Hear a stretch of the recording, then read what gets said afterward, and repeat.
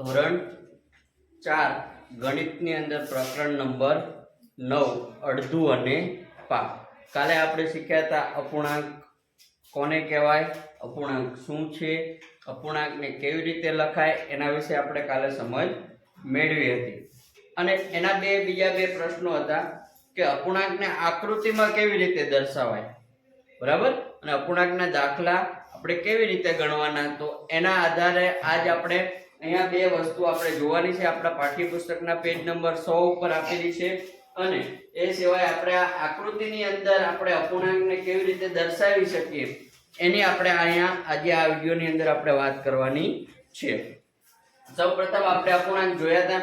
એમાં અડધું કોને કહેવાય અને પા કોને કહેવાય, પોણું કોને કહેવાય અને આખું કોને કહેવાય, એના વિશે આપણે સમજ મેળવી હતી.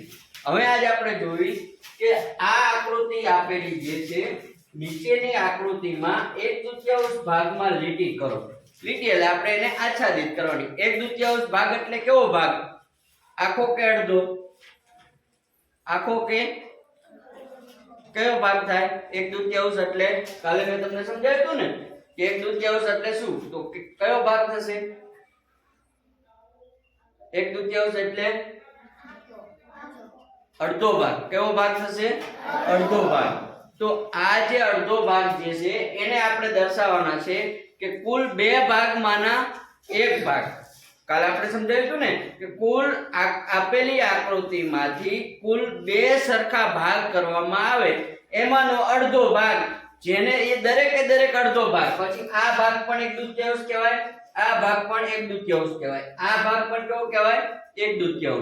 આ ભાગ પણ તમે જોશો તો આને પણ 1/2 કહી શકાય અને 2/4 ભાગ પણ આપણે કેવો હોય તો આપણે એને કહી શકાય, કારણ કે અડધો ભાગ આપણે દર્શાવવાનો છે એટલા માટે. અહીંયા આપણે આકૃતિમાં આપણે શું કીધું છે? 1/2 ભાગ એટલે કે અડધા ભાગમાં લીટી કરો. તો અહીંયા આપણે પહેલી આકૃતિ લઈ લઈએ. તો પહેલી આકૃતિમાં આપણે કેવી રીતે, તો અડધો ભાગમાં આપણે શું કરશું? આપણે લીટી દોરી નાખીએ, જેને આપણે ગણિતની ભાષામાં આચ્છાદિત કરો ભાગ કહેવાય. તો આ અડધો ભાગ છે, એમાં શું આપણે કરી નાખ્યું? લીટી. કુલ બે ભાગ કર્યા હતા. કેવા ભાગ કર્યા હતા આપણે? બે ભાગ. એ બે ભાગમાંનો અડધો ભાગ આપણે કરી નાખ્યો, એને આપણે 1/2 ભાગમાં આપણે રંગ પૂર્યો કહેવાય. અહીંયા પણ આપણે કયા ભાગમાં કરશું? કોઈ પણ એક ભાગ લઈ લઈએ, આપણે ઉપરનો ભાગ લઈ લઈએ. કુલ બે સરખા ભાગ છે, બે સરખા ભાગમાં આપણે અડધા ભાગમાં આપણે શું કરવાનું છે? રંગ પૂરવાનો છે અથવા તો લીટી દોરવાની છે. અહીંયા પણ આપણે કુલ 1 2 3 4 4 ના અડધા કેટલા થશે? કેટલા થશે?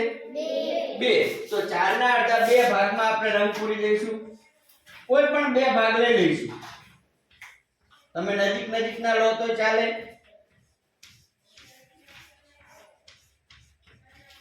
બરાબર. તો આ 1 અને 2 ભાગ.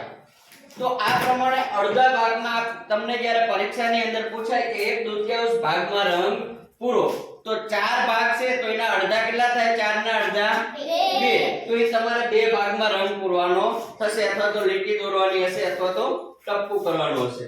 ત્યાર પછી બીજો પ્રશ્ન એવો છે કે નીચેની આકૃતિઓમાં 2/4 ભાગમાં ટપકા કરો.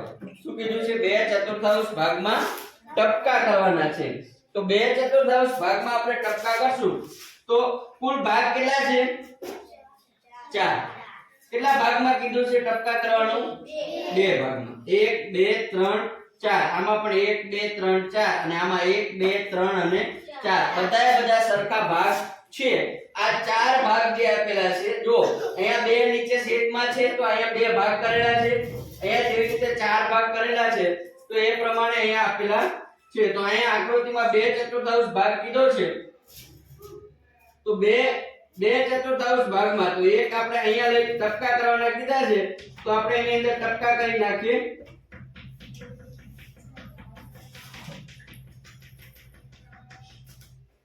કોઈ પણ બે ભાગ લઈ શકાય. તમે મેં નજીકના બે ભાગ લીધા છે, તમારે કોઈ પણ બે ભાગની અંદર તમે રંગ પૂરી શકો છો ટપકા. બરાબર. તો આ બે ભાગ કેવા થઈ ગયા? 2/4 ભાગમાં આપણે રંગ પૂર્યો કહેવાય. આની અંદર પણ તમે જોશો તો અહીંયા કોઈ પણ આપણે બે ભાગ લઈ લેવાના છે, 2/4 ભાગ કીધો છે તો કુલ 4 ભાગ છે, 4 ભાગના સરખા બે ભાગ છે એની અંદર તમારે રંગ પૂરવાનો કોઈ પણ બે ભાગ લેવાના, બરાબર?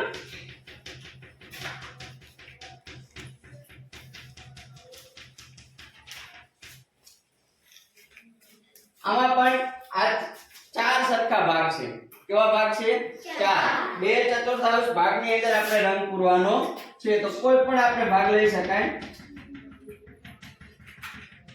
કોઈ પણ બે સરખા ભાગ છે એ બે સરખા ભાગને તમારે ટપકા કરવાના છે એટલે એની અંદર આપણે તમારે બોલપેન અથવા પેન્સિલથી ટપકા કરી નાખવાના છે.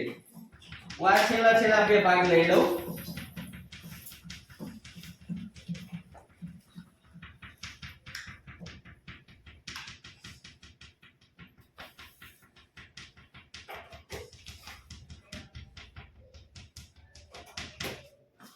જાણો તો કે કુલ 4 ભાગ છે એમાંથી કેટલા ભાગ તમારે રંગીન કરવાના કીધા છે? બે ભાગ. કેટલા ભાગ કીધા છે? બે ભાગ. અહીંયા જેવી રીતે બે ભાગ હતા એમાંથી એક ભાગ છે એને તમારે રંગીન કરવાનો હતો. હવે અહીંયા તમે જોશો કે નીચેની આકૃતિમાં 3/4 ભાગ એટલે કે પોણો ભાગ. 3/4 ભાગ એટલે કેવો ભાગ? પોણો ભાગ. કુલ આકૃતિના 4 સરખા ભાગ કરેલા હોય એ 4 સરખા ભાગોનો પા ભાગ બાકી રાખી દેવાનો. પા ભાગ એટલે ચોથો ભાગ. પા ભાગ એટલે કેવો થયો? ચોથો ભાગ. તમારે ખાલી પા ભાગ જ છોડી દેવાનો છે. પોણો ભાગની અંદર તમારે કલર પૂરવાનો છે, રંગ પૂરી દેવાનો છે. પછી તમે કોઈ પણ રંગ એની અંદર પૂરી શકો. દાખલા તરીકે અહીંયા કુલ કેટલા ભાગ છે? 4. કેટલા ભાગમાં રંગ પૂરવાનો કીધો છે? 3 ભાગમાં. તો આ 3 ભાગ છે અને તમે આ પ્રમાણે રંગ કોઈ પણ પૂરી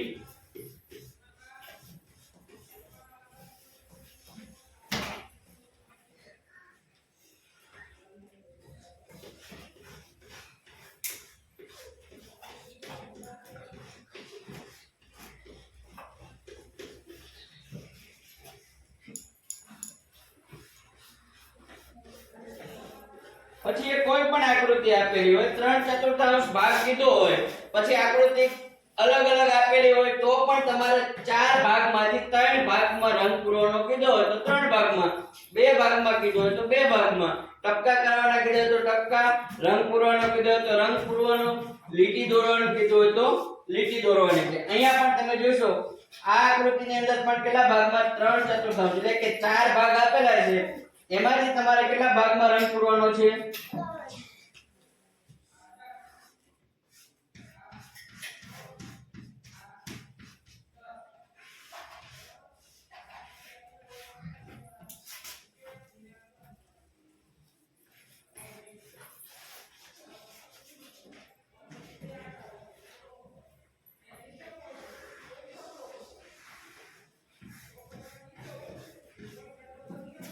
ત્યાર પછી આ આકૃતિની અંદર પણ આપણે કુલ 4 ભાગ કરેલા છે એ 4 સરખા ભાગમાંથી તમારે શું કરવાનું છે?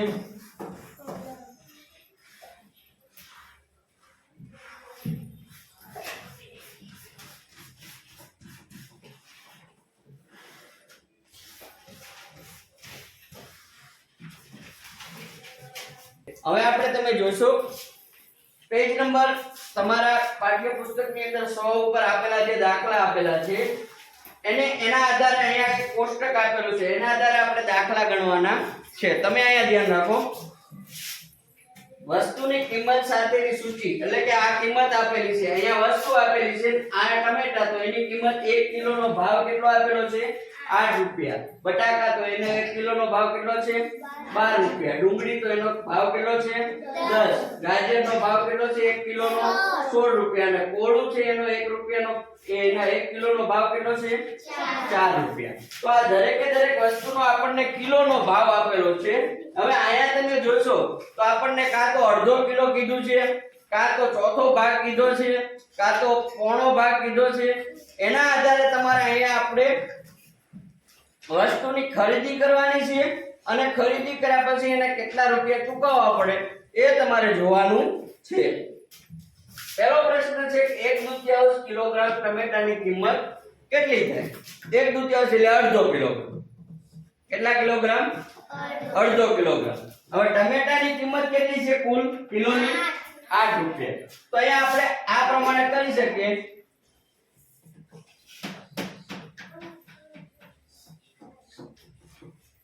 એક કિગ્રાની કિંમત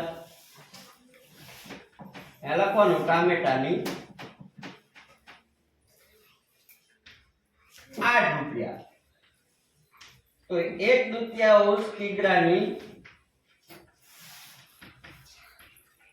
કિંમત કેટલી? આનો આપણે ક્રોસ ગુણાકાર કરી નાખવાનો. શું કરવાનું છે? ક્રોસ ગુણાકાર. 8 બરાબર. હવે અડધો કિલો એના 8. તો કિલોનો ભાવ આપણે ડાયરેક્ટ કહીએ કે કિલોના કેટલા રૂપિયા છે? 8 રૂપિયા. તો અડધો કિલોના કેટલા હોય? 4 રૂપિયા. હવે આને આપણે શું કરશું? છેદ ઉડાડશું. 2 4 8 થઈ જાય ને? 2 4 8 છેદ ઉડાડી નાખવાનું. બરાબર. તો 2 4 8 થઈ જવાના.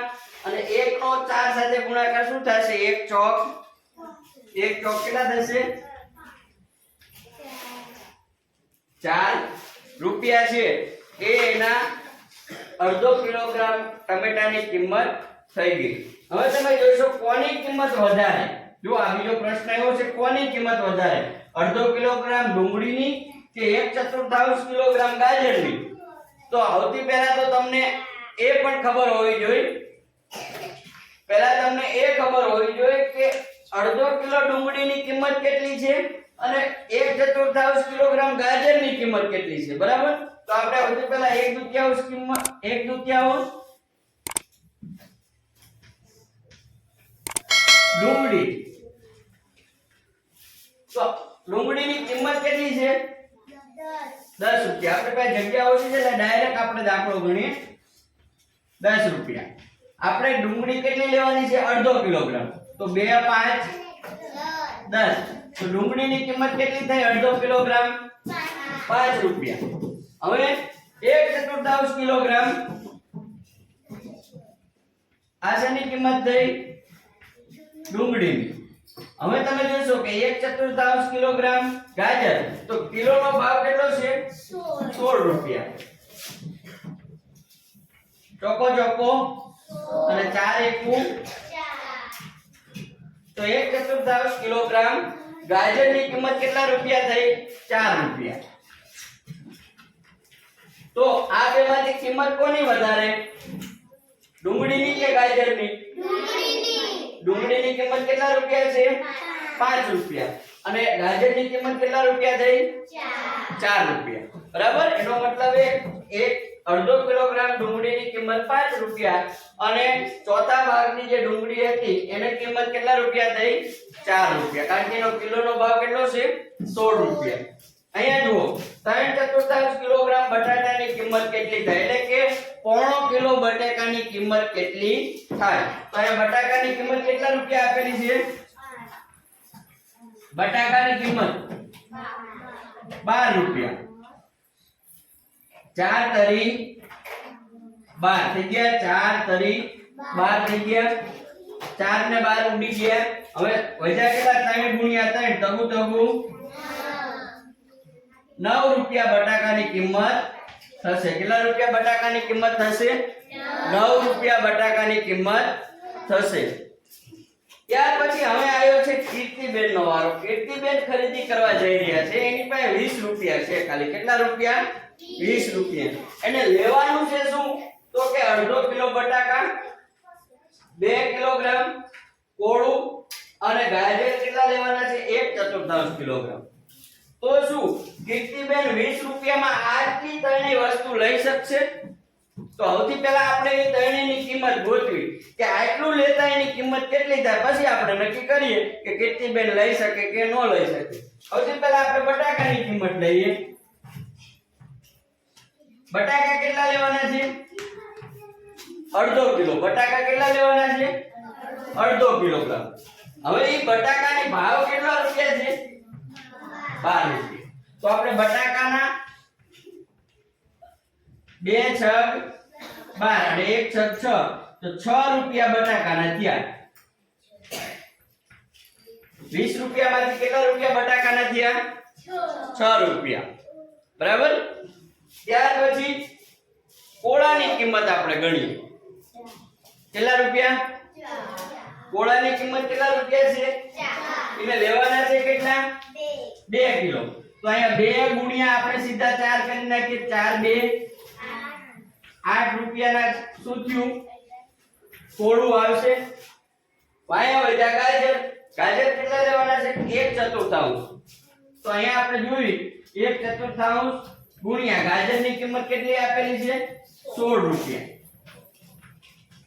ચોકો ચોકો 16 4 એકુ 4 રૂપિયા શેના થયા ગાજર હવે ત્રણેયનો આપણે સરવાળો કરો 6 રૂપિયા બટાકાના 4 રૂપિયા ગાજરના 6 અને 4 કેટલા થયા 10 10 માં 8 નાખો કેટલા રૂપિયા થયા 18 રૂપિયા તો કીર્તિબેન છે એ 20 રૂપિયા લઈને જાય છે તો કીર્તિબેન ખરીદી કરી શકશે કે નહીં કરી શકે ખરીદી કરતા પણ કીર્તિબેન પાસે કેટલા રૂપિયા વધશે 2 રૂપિયા કેટલા રૂપિયા વધશે 2 સરસ જો 6 રૂપિયા શેના થયા બટાકાના 4 રૂપિયા ગાજરના થયા અને 8 રૂપિયા શેના થયા કોળાના તો 6 4 10 10 ને 18 20 માંથી આપણે 18 બાદ કરીએ તો 2 રૂપિયા વધ્યા તો કીર્તિબેન વધારે બીજા શાકભાજી લઈ શકે કે લઈ શકે નહીં બસ આટલું શાકભાજી લઈ શકે એ સિવાય એની પાસે બીજા કોઈ 2 રૂપિયાનું શાકભાજી આવે એવું છે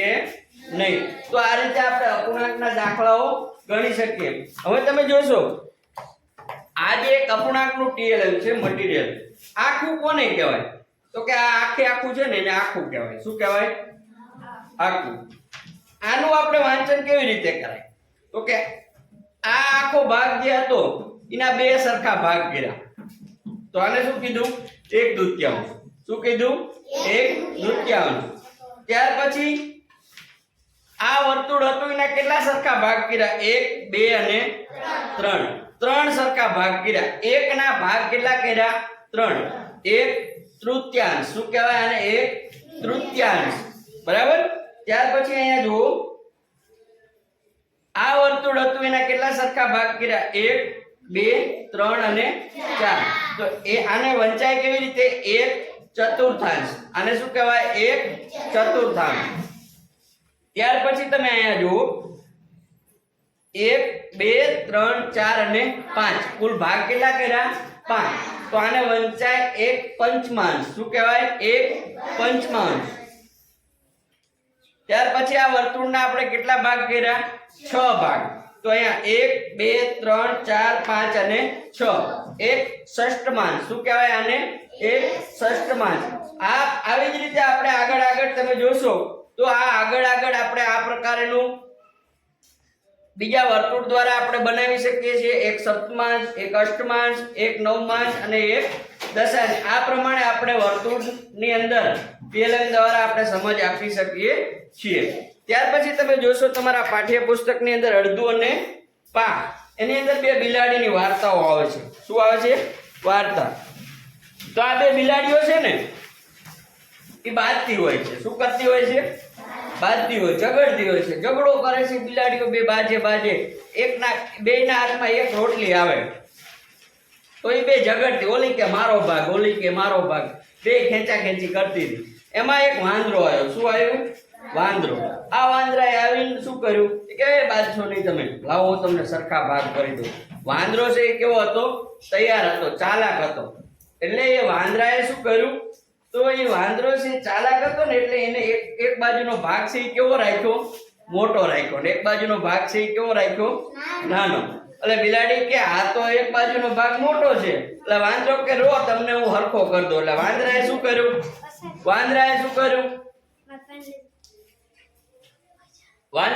કર્યું કે કાપી અને એટલો ભાગ શું કર્યું એને ખાઈ ગયો તો કે હવે હરખો થઈ ગયો કે ના તો કે આ બાજુનો ભાગ કે મોટો થઈ ગયો એટલે પછી કે રો રો હવે હું તમને હરખા કરી દઉં. વળી પાછો એ બાજુનો ભાગ કાપી અને પાછો અડધો ભાગ કાપી અને થઈ ગયો. તો આવી રીતે બે બિલાડીને હરખા હરખા ભાગ કરવામાં વાંદરાએ શું કર્યું? આખી રોટલી હતી શું કર્યું? ખાઈ ગયું. બરાબર. તો આ વાંદરો છે એ ધરે અને પાછો ક્યાં ચડી ગયો? ઝાડવા ઉપર ચડી ગયો. બે બિલાડી બાજવામાં ત્રીજો નંબરનો વાંદરો જે હતો એ ફાવી ગયો. એટલે આપણે ક્યારેય ઝઘડો કરવો જોઈએ નહીં, કારણ કે બે જણાના ઝઘડામાં ત્રીજો જ ફાવે. સમજાણું? એટલે આ વાર્તામાં આપણે અડધો ભાગ કોને કહેવાય એ સમજવાનું છે. દાખલા તરીકે આ એક રોટલીનો કટકો છે. શું છે? રોટલી છે. આ રોટલીના આપણે જો બે સરખા ભાગ કરવા હોય ને તો કેવી રીતે કરાય? તો કે એને વચ્ચેથી વાળી દો. પછી એને આપણે શું કરશું?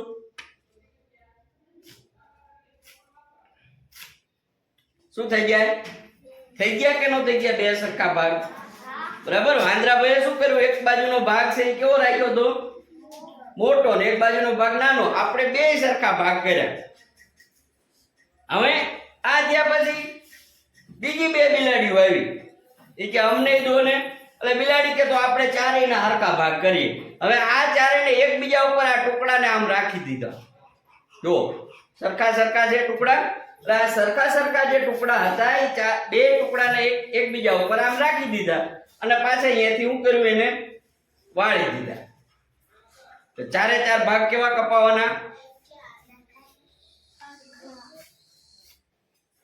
થઈ ગયા સરખા ચારે ચાર ભાગ. બરાબર. તો આ ચારે ચાર ભાગનો દરેકે દરેક ભાગ કેવો ભાગ છે? પા ભાગ. કેવો ભાગ છે? પા ભાગ. બે આપણે ટુકડા કર્યા હતા એને આપણે કેવો ભાગ કહેતા હતા? અડધો ભાગ. બરાબર. અને જો આ પા ભાગને ત્રણ પા ભાગ આપણે ભેગા કરી તો આ શું થાય? પોણો ભાગ. કેવો ભાગ જો કહેવાય? પોણો ભાગ. અને આ ચારે ચાર ટુકડાને ફરી આપણે હાંજી દઈએ તો કેવા થઈ જાય? વર્તુળ બની જાય. તો એને આપણે કેવો ભાગ કહીશું? આખો કહેવાય. શું કહેવાય? આખો. બરાબર. કે જેને પૂર્ણાંક કહેવાય. અને આપણે અત્યાર સુધી જોયું એ બધું શું હતું? અપૂર્ણાંક હતું. સમજાણું બધાને? આવા આપણે દાખલા છે એ બીજા આપણે કાલે આપણે આગળના વિડીયોની અંદર જોઈશું.